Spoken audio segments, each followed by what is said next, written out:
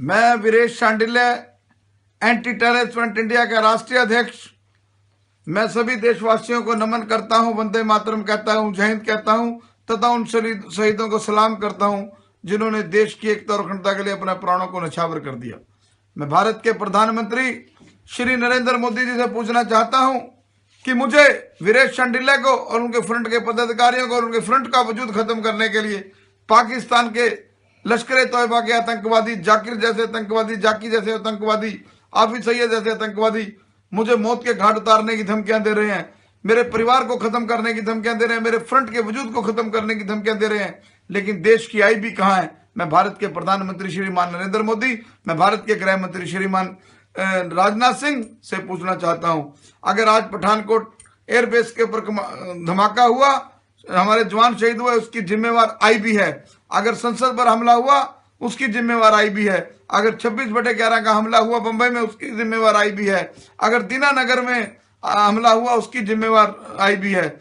इसी तरह अगर मैं मौत के घाट उतारा गया या मेरा कोई पदाधिकारी मौत के घाट उतारा गया, जिस ढंग से मुझे लश्कर तोयबा के message, voice message, video message, धमकियां आ रही हैं कि तेरी माँ ने दूध पिलाया तो वहां जा, मैं तो मरने के लिए तैयार हूं।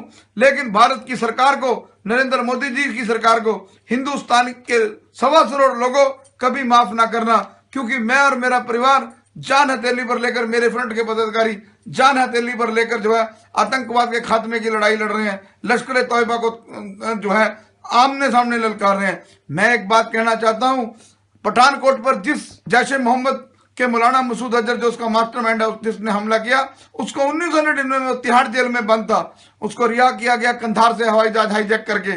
उसमें एक गुड़गामा का रिपन कत्याल भी जो है 1999 में शहीद हुआ था। उसको मैं भी खुद उसके घर जाकर श्रद्धांजलि देने आया था। अगर 1999 में कुछ लोगों की 40, 45, 50 लोग जो जहाज में थे, अगर हम उनकी शहादत दे देते तो एयरबेस पठानकोट पर हमला ना होता जैसे मोहम्मद का, क्योंकि मौलाना मसूद अजहर ना जिंदा रहता, उसे मौत के घाट उतार दिया जाता।